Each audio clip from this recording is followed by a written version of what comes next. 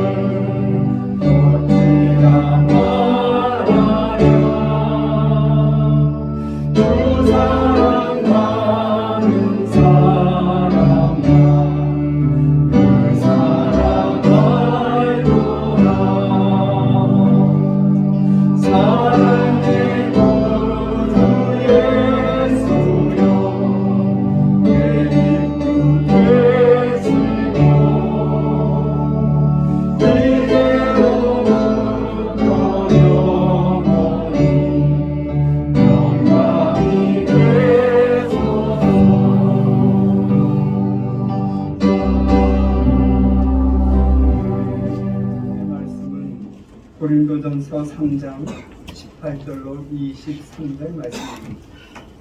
고린도전서 3장입니다.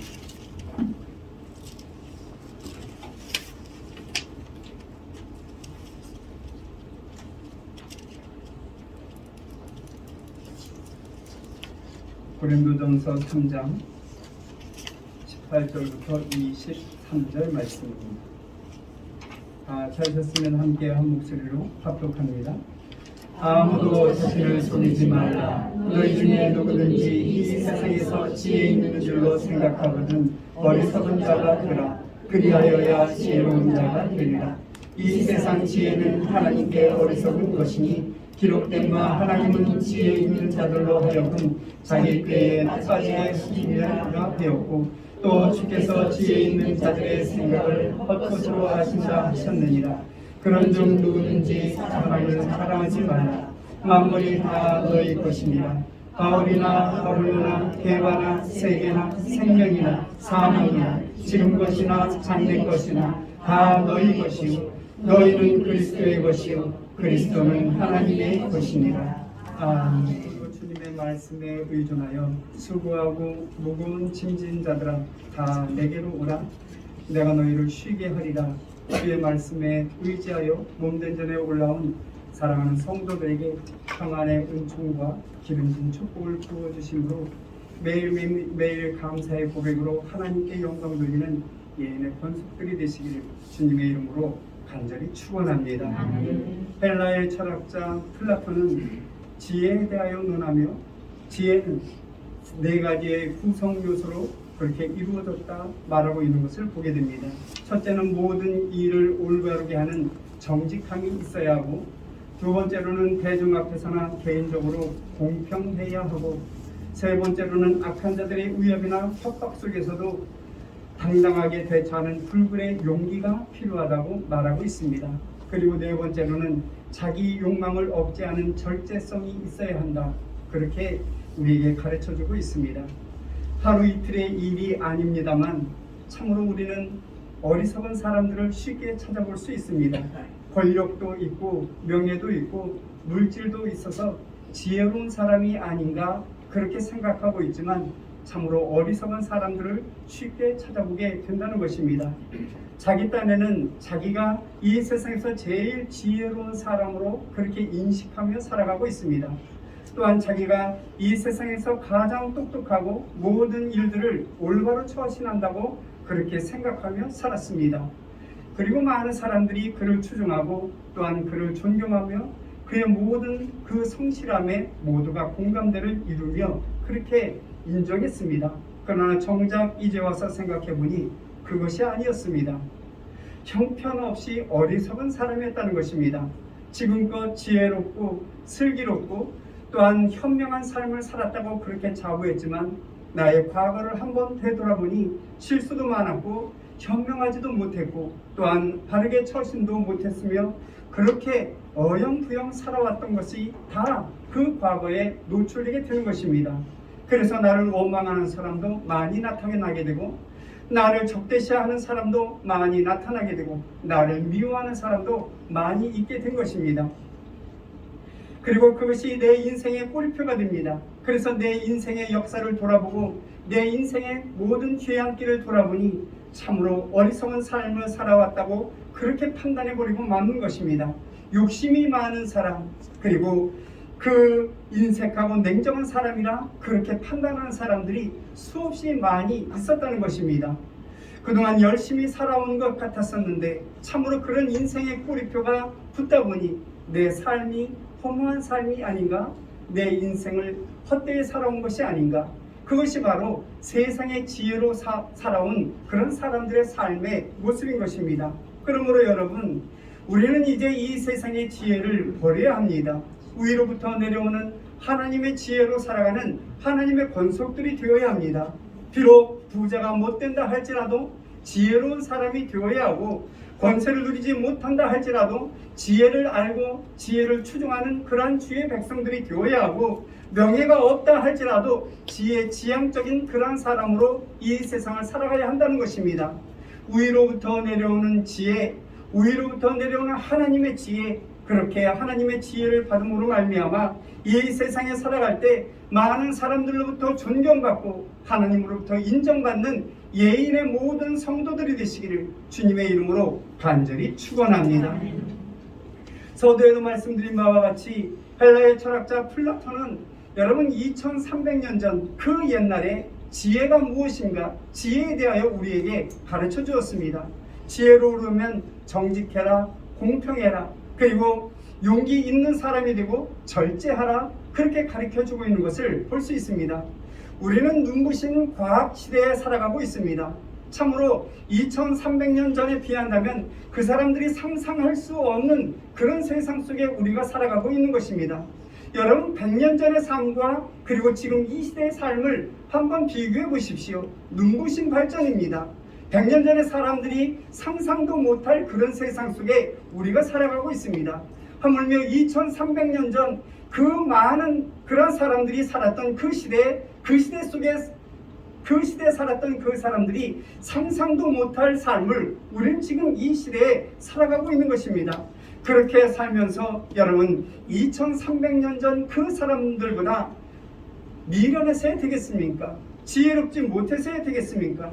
2300년 전 그 사람들보다 우리가 학식이 높고 또한 경험도 많고 또한 많은 그러한 과거 시대에 우리가 살아가고 있지 않습니까? 그럼에도 불구하고 점점 지혜로워지는 것이 아니라 점점 미련해지고 있는 것이 아닌가, 그렇게 생각할 때 참으로 가슴이 아파옵니다. 오늘 본문의 말씀을 보시면 지혜에 대하여 말씀하고 있습니다. 오늘 본문의 말씀을 자세히 읽어보면 여러분 세상에 속한 지혜 그리고 하나님께 속한 지혜에 대하여 말씀하고 있습니다. 지혜로운 자와 미련한 자의 그 구분에서 말씀하고 있는 것 또한 바라볼 수 있습니다.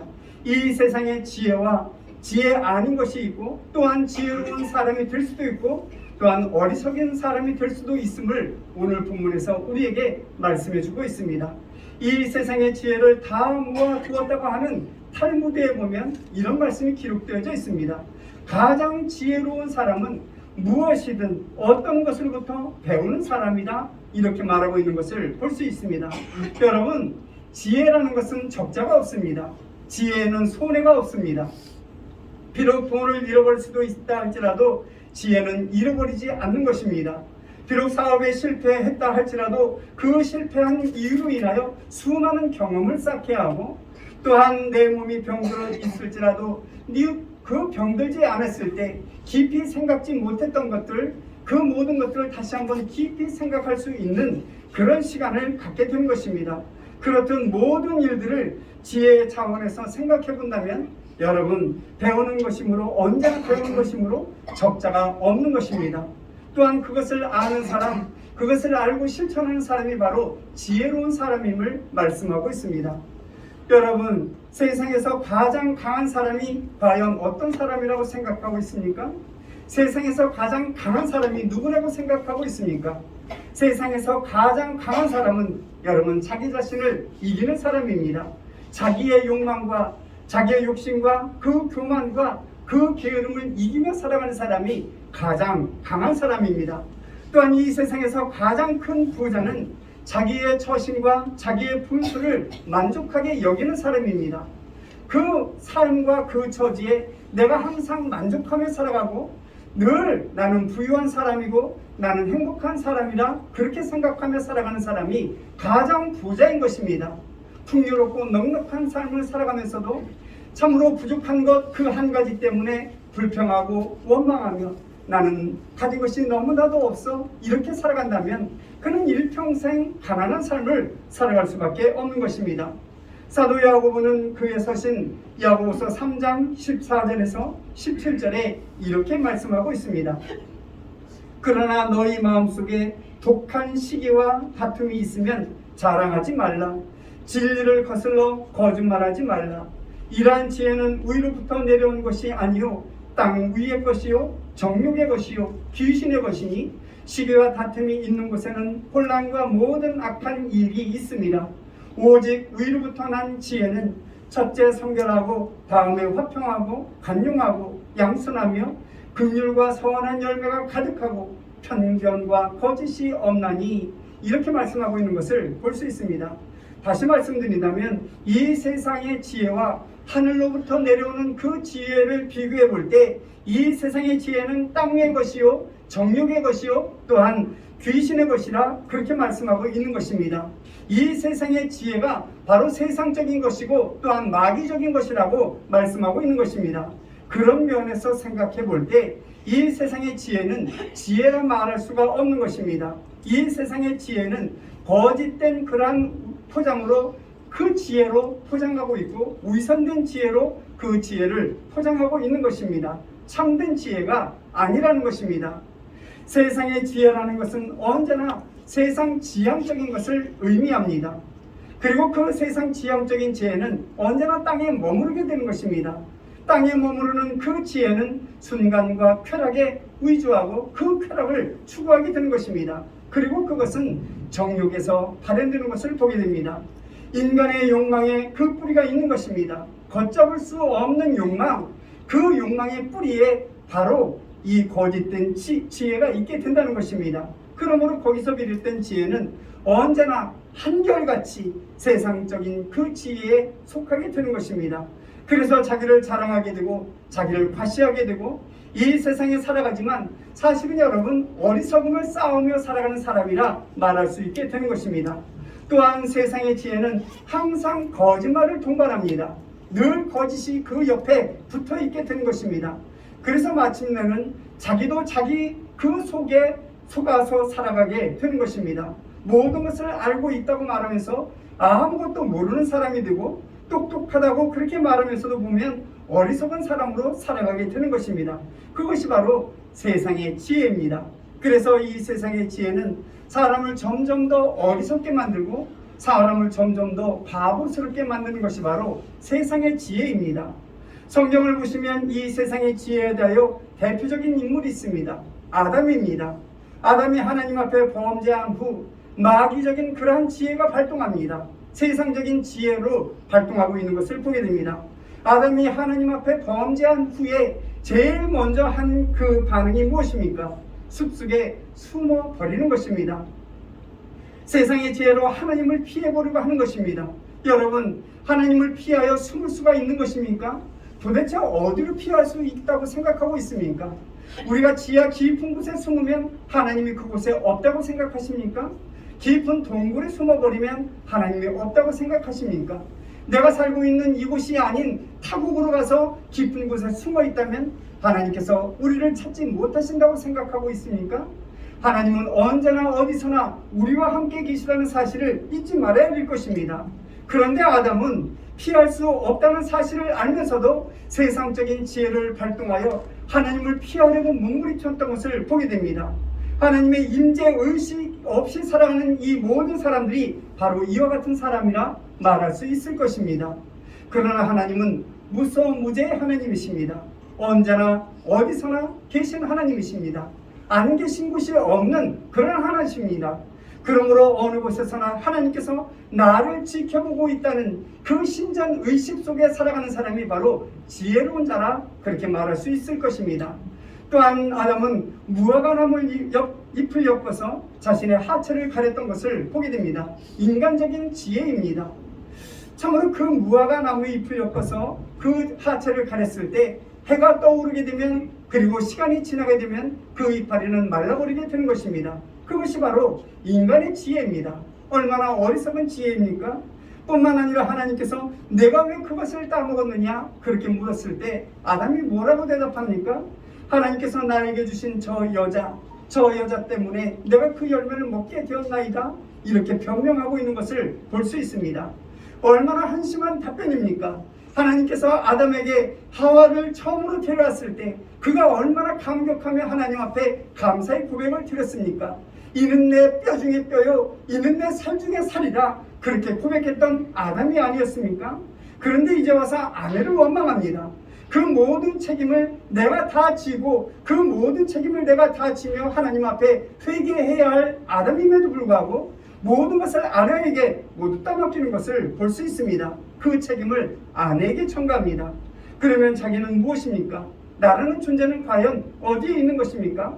그것이 바로 형편없는 사람의 모습인 것입니다. 마치 자기가 가장 지혜로운 사람이 된 것처럼 아담에게, 하와에게 그 모든 책임을 전가하고, 그리고 무화과나무 잎을 엮어서 내 하체를 가리고 또한 하나님 앞에 숨어보겠다는 그런 인간적인 지혜를 떠오르는 이 아담, 얼마나 어리석고 얼마나 바보스러운 삶인지 모른다는 것입니다. 세상의 지혜와 하나님의 지혜의 대결이 바로 여기에 있는 것입니다. 세상의 지혜는 떠들썩합니다. 그리고 소란합니다. 그리고 부산스럽습니다. 그리고 아주 화려하게 보일 수도 있습니다. 그러나 그 결과가 어떻습니까? 이 세상에서 가장 어리석은 모습으로 나타나는 것이 바로 세상적인 지혜인 것입니다. 우리는 지혜라는 말을 많이 쓰고 있습니다. 우리는 여기에서 이 지혜와 지식의 차이를 알아야 되겠습니다. 먼저 심리학적으로 생각해 볼 때 지식은 언제나 과거에 속한 것입니다. 그래서 내가 과거의 모든 역사를 알고 과거의 모든 경험을 습득하고 그리고 책이나 그리고 선인들의 그 말을 통해서 과거의 지혜를 다 습득했다면 그것은 여러분 지식 있는 사람이 되는 것입니다. 그러나 지혜는 미래지향적인 것입니다. 내일을 내가 어떻게 살아가야 될 것인가, 오늘 어떻게 살아가야 될 것인가, 늘 미래지향적인 것이 바로 지혜입니다. 또한 지식은 어느 무엇에 가는 것입니다.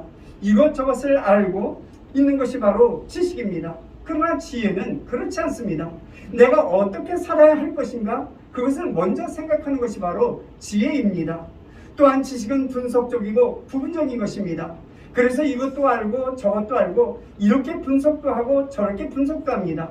그러다 보니 지식이라는 것은 참으로 복잡합니다. 그러나 지혜는 통합적인 이해입니다. 한 가지만 아는 것이 아니라 모든 것을 다 알고 있는 것입니다. 겉면만 알고 있는 그런 표면적인 것이 아닙니다. 깊이 알고 있게 되고 그것을 깊이 생각하게 되는 것입니다. 그래서 그 통합적인 경륜 속에서 나라는 사람은 과연 누구인가? 내가 무엇 때문에 이 세상을 살아가고 있는가? 나라는 존재는 왜 존재하고 있는가? 그것을 생각하게 되는 것입니다. 그저 이 땅에 머물며 무의미하게 시간을 보내는 것이 아닙니다. 그저 이 땅에 살면서 내 삶을 위하여 살다가 한평생 그 인생을 마감하는 것이 아닙니다. 나를 이 땅에 보내신 하나님의 목적이 과연 무엇인가? 내가 하나님의 목적과 그 경륜 속에서 어떤 일을 해야 하는가? 그것을 깊이 생각하는 것이 바로 지혜라는 것입니다. 지혜로운 사람은 하나님께서 나에게 주신 그 목적을 생각하게 되고 그 경륜을 생각하고 그 섭리를 생각하면서 땀 흘려 수고하고 하나님의 뜻을 이루어가려고 노력하는 것입니다. 그것이 바로 지혜인 것입니다. 그렇다면 여러분, 참 지혜는 무엇입니까? 그것은 하나님을 경외함으로부터 시작된다고 성경은 말씀하고 있습니다. 잠언 9장 10절 말씀을 보시면 여호와를 경외하는 것이 지혜의 근본이라 이렇게 말씀하고 있는 것을 보게 됩니다. 그렇습니다. 지혜의 뿌리는 하나님께 있는 것입니다.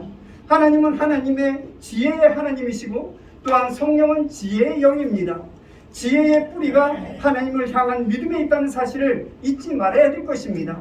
우리의 모든 지혜가 하나님을 믿는 믿음에 있음을 기억해야 한다는 것입니다. 하나님을 알고 하나님을 신뢰하고 하나님을 두려워할 때 거기서부터 지혜가 발동되게 되고 거기서부터 지혜가 임하게 되는 것입니다. 하나님이 도대체 어디 있느냐고 물으며 하나님 살아계시다면 정말 살아계신 그 증거를 보여다오. 세상 사람들은, 세상의 지혜자들은 그렇게 이야기합니다. 정말로 하나님이 살아계시다면 그 살아계신 하나님을 나에게 보여주면 내가 하나님을 믿겠다고 세상 지혜자들은 그렇게 이야기합니다. 정말로 똑똑한 것 같습니다. 정말로 지혜로운 것 같습니다. 그러나 여러분, 그것이 가장 어리석은 그러한 어리석고 미련함을 성경은 말씀하고 있는 것입니다. 그래서 성경은 여호와를 경외함이 지혜의 근본이라고 말씀하고 있는 것입니다. 또한 참 지혜는 하나님의 뜻을 기다리는 것입니다. 지혜의 근본으로부터 오는 그 지혜를 기다리는 것입니다. 아주 조용하게 기다립니다. 아주 온유하게 기다립니다.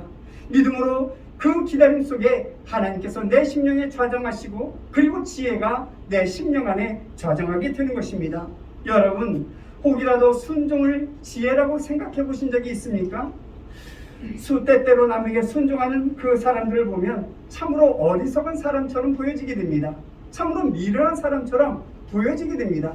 그러나 여러분, 그것이 하나님의 말씀에 의한 순종이라면 그것이 참으로 놀라운 지혜이고 참으로 귀한 지혜인 것입니다. 온유함과 지혜의 표상이 바로 순종인 것입니다. 이 세상에서는 그런 사람들을 어리석은 사람이라 이야기하고 이 세상에서 그런 사람들을 참으로 바보스러운 사람이 아닌가 그렇게 말을 합니다. 그러나 구약 성경에 들어가서 요셉을 한번 생각해 보시기 바랍니다. 그는 17살의 형님들에 의해서 애굽에 팔려갑니다. 보디발 장군의 그 집에서 노예로 살아갑니다. 한평생 노예로 살아갈 수밖에 없습니다. 한평생 노예로 살다가 노예로 죽을 수밖에 없는 그런 상황입니다. 그런 상황이라면 여러분, 이 보디발 장군에게 충성할 필요가 있겠습니까? 충성할 필요가 뭐 있겠습니까? 그저 되는 대로 살아가면 되는 것입니다. 미래도 없고 소망도 없고 꿈도 없습니다. 그저 되는 대로 살다가 인생을 마감하면 되는 것이 아니겠습니까? 뿐만 아니라 보디발의 아내가 요셉을 연모하지 않습니까? 그렇다면 요셉의 입장에서 그 연모하는 이 보디발 장군의 아내, 그것을 받아들이면 내가 평안하게 살 수 있는 것이 아니겠습니까? 그저 순종하는 척 그 아내에 붙어서 살게 되면 편안한 삶을 살아갈 수가 있습니다. 적당하게 맞추어서 살면 되는 것이 아니겠습니까? 그렇게 살다가 인생을 마감하면 되는 것이 아니겠습니까? 이 적당하게 살면 되는 것이 아닌가 그렇게 생각할 때 요셉의 입장도 분명히 있었을 것입니다. 내 상황을 보십시오. 내가 처해 있는 상황을 보십시오. 아니, 노예 주제에 무슨 진실이 있고 무슨 정직이 있단 말이오. 그저 되는 대로 살다가 되는 대로 가면 되는 것이 아니오. 되는 대로 적당히 화합하고 되는 대로 적당히 그 모든 것을 이루어만 살아가면 되는 것이 아니오. 그렇게 생각하게도 될 것입니다. 그러나 요셉은 끝까지 보디발 장군에게 충성하였고 그 가정에 충성했습니다.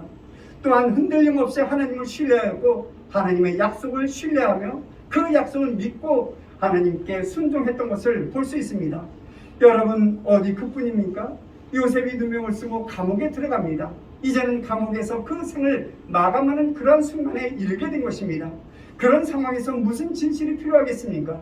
그럼에도 불구하고 요셉은 그 감옥 속에서도 하나님을 신뢰하고 또한 하나님의 약속을 믿고 의지하며 순종했던 것을 볼 수 있습니다. 그리하여 결국 애굽의 총리가 됩니다. 그것이 바로 하나님의 지혜인 것입니다. 그렇다면 여러분, 지혜는 어디에 있는 것입니까? 온유와 정직과 믿음과 진실과 겸손, 그것이 바로 지혜의 근본임을 말씀하고 있습니다. 세상에서는 그런 것들을 어리석은 것이라, 그리고 바보스러운 것이라고 그렇게 이야기합니다. 그러므로 여러분, 참으로 이 세상의 지혜에 짓눌려 살아간다 할지라도 하나님을 신뢰하고 하나님을 의지하며 살아가는 하나님의 백성들이 되어야 할 것입니다. 이 세상은 하나님의 말씀에 겸손히 순종하는 사람을 바보 취급합니다. 이 세상은 하나님의 말씀에 순종하며 살아가는 사람들을 어리석은 사람이라 그렇게 이야기합니다. 내가 하나님의 뜻에 의지하여 정직하게 살려고 노력하는 그 사람들을 향하여 참으로 바보로 취급하고 있는 것을 보게 된다는 것입니다. 어리석은 사람이라고 멸시하기도 하고 조롱하기도 하고 또한 놀림거리가 되기도 합니다. 그러나 여러분, 슬퍼하지 마시기 바랍니다. 그런 일들로 하나님의 사람으로 살아가는 것을 포기하지 마시기 바랍니다. 분명 반드시 하나님께서는 바보라고 그렇게 말하는 그 사람, 또한 어리석은 사람으로 취급하는 그 사람, 또한 미련하다고 말하는 그 사람으로 인하여 이 세상의 지혜로운 사람들, 그 사람들의 생명을 구원할 수 있는 역사를 나타내 보일 것입니다. 뿐만 아니라 이 세상의 지혜자들을 부끄럽게 하고 하나님을 의지하고 하나님을 믿는 그 바보스러운 사람을 세상의 지혜자 위에 앉혀주게 될 것입니다. 그러므로 이 세상에 짓눌려 살아간다 할지라도 하나님을 신뢰하고 하나님의 말씀에 순종하여서 온유와 정직과 진실과 겸손한 사람이 되어서 하나님으로부터 귀히 쓰임을 받는 예인의 모든 성도들이 되시기를 주님의 이름으로 간절히 축원합니다. 우리는 에디슨과 뉴턴에 대해서 잘 알고 있습니다. 두 분 다 유명한 학자이고 유명한 발명가입니다. 그렇게 뛰어난 사람들을 비교하여 세 가지의 공통점을 그렇게 만들어 보았다고 합니다. 첫째로 두 사람은 모두 고독을 참는 능력이 뛰어나다고 합니다. 인생의 고독을 바르게 처신하지 못하는 사람은 어리석은 사람입니다. 나에게 주어진 그 인생을 바르게 살아가지 못한다면 그 또한 어리석은 사람일 것입니다. 저들은 유년기의 두 사람은 고독한 생활을 하였습니다. 그러나 그들은 그것을 잘 참고 잘 극복하며 잘 이겨냈습니다. 절망하지 않은 것을 보게 됩니다. 둘째로 그들은 호기심과 손재주가 많았다고 합니다. 여러분, 이 손재주가 많았다는 것은 수없이 많은 경험을 통해서 손재주를 익힌 것입니다. 골방에 가만히 앉아있어도 손재주가 늘어나는 것이 아닙니다. 여러 가지 사건의 부딪힘으로 인하여 손재주가 늘어나게 되는 것입니다. 끝없는 경험을 통해서 그 손재주가 늘어나게 되는 것입니다. 셋째로는 그들은 절대로 자신을 과대평가하지 않았다고 합니다. 겸손한 사람들이었다는 것입니다. 뉴턴은 많은 사람들로부터 당신은 정말로 지식이 출중한 사람입니다. 당신은 정말로 훌륭한 사람입니다. 이렇게 칭찬했을 때 그 뉴턴은 이렇게 대답했다고 하죠. 아닙니다. 나는 그저 어린 아이들이 그 자동차를 가지고 바닷가에 가서 모래를 담는 그 조그만 모래에 불과합니다. 그런 겸손한 삶을 살았다고 합니다. 심지어 에디슨은 더 많은 사람들이 자신의 발명품을 사려고 왔을 때 과연 이 발명품이 가치가 있을까요? 하면서 겸손한 자세로 그들을 맞이했다고 합니다. 그 겸손함이 바로 지혜인 것입니다. 오늘 본문 18절에서 20절 말씀을 보시면 이렇게 말씀하고 있습니다. 18절에서 20절 말씀 다 함께 한 목소리로 합독합니다. 아무도 자신을 속이지 말라. 너희 중에 누구든지 이 세상에서 지혜 있는 줄로 생각하거든 어리석은 자가 되라. 그리하여야 지혜로운 자가 되리라. 이 세상 지혜는 하나님께 어리석은 것이니 기록된 바 하나님은 지혜 있는 자들로 하여금 자기 꾀에 빠지게 하시느니라 하였고 또 주께서 지혜 있는 자들의 생각을 헛것으로 아신다 하셨느니라. 이렇게 말씀하고 있습니다. 여러분, 하나님께서는 하나님의 백성들, 지금 살아가고 있는 이 하나님의 권속들을 향하여 어리석은 사람이 되라, 바보스러운 사람이 되라, 그렇게 말씀하고 있습니다. 신앙적인 처세와 신앙적인 자세와 신앙적인 의지와 신앙적인 비방식, 세상 사람들은 이것을 싫어합니다. 세상 사람들은 이 신앙적인 것을 미워합니다. 신앙적으로 살아가는 하나님의 권속들을 바보라고 여깁니다. 어리석은 사람이라고 그렇게 말하고 있는 것을 볼 수 있습니다. 그러나 우리는 예수 믿는 하나님의 사람들이기에 하나님의 자녀로 이 세상에서 가장 어리석은 사람으로 나타나야 하는 것입니다. 그리할 때 하나님께서는 이 세상의 지혜자들 위에 우리를 앉혀주게 될 것입니다. 그렇게 말하시는 예수님도 실제적으로 가장 어리석은 그런 분이었던 것을 우리는 보게 됩니다. 어떤 화가가 예수님의 초상화를 그립니다. 그리고 그 밑에 바보 예수 이렇게 제목을 붙입니다. 눈은 찌그러져 있고 그 찌그러진 눈에서 눈물이 흘러나옵니다. 얼굴이 참으로 불쌍하기 짝이 없습니다. 초라하기 짝이 없습니다. 비참한 그 모습으로 예수님을 그려놓고 바보 예수 그렇게 조롱하고 있습니다. 여러분, 십자가 위에서 돌아가신 예수님을 한번 생각해 보시기 바랍니다. 그 고통 가운데서, 그 아픔 가운데서 뿐만 아니라 그 십자가에서 뛰어내려라, 그러면 내가 너희를 믿겠노라, 이렇게 말하며 함성을 지르고 있는 그 상황 속에서 여러분, 모든 것을 다 참고 죽으신 예수 그리스도를 한번 생각해 보시기 바랍니다.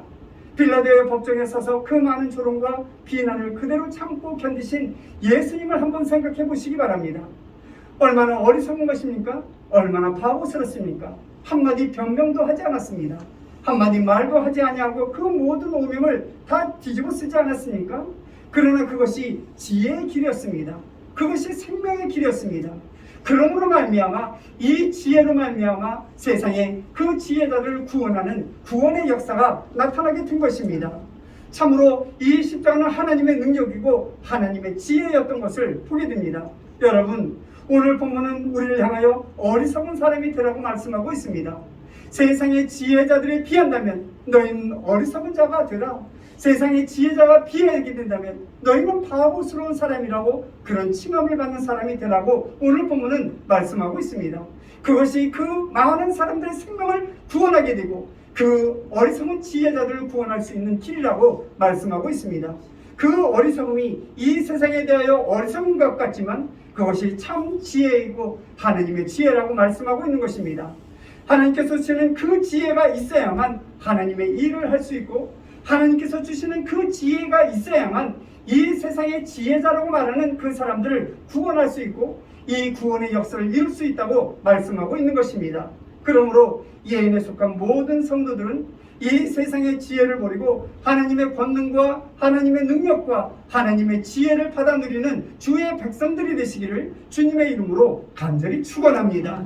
그리하여 그 지혜로 죽어져 가는 생명을 살리고 또한 이 세상에서 지혜롭다 말하는 그 지혜자를 구원시키는 하나님의 권속으로 오직 하나님의 영광을 높이 드러내 보이는 예인의 권속들이 되시기를 주님의 이름으로 간절히 축원합니다. 기도하십니다. 사랑이 많으신 아버지 하나님, 진실로 주님의 은혜를 감사드립니다. 이 세상은 하나님의 말씀대로 순종하며 살아가는 하나님의 백성들을 미련하고 어리석은 자라 조롱하며 비웃습니다. 또한 그런 우리의 모습을 보시며 주님께서도 이 세상의 지혜에 대하여 어리석은 자라 되갚으라고 말씀하십니다. 어리석은 자의 참모습을 기억하게 하여 주옵시고 언제나 능력의 하나님께서, 권능의 하나님께서 베풀으시는 하나님의 지혜로 이 세상의 지혜를 자랑하는 어리석은 영혼들을 구원해내는 하나님의 권속들이 되게 하여 주옵소서.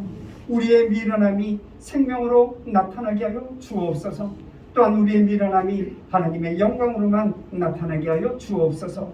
그리하여 오직 하나님의 영광을 드러내 보이는 예인의 권속들이 되게 하여 주옵소서. 모든 것 주님께 의탁합니다. 감사드리옵고 예수님의 이름으로 기도드려 싸움나이다. 아멘.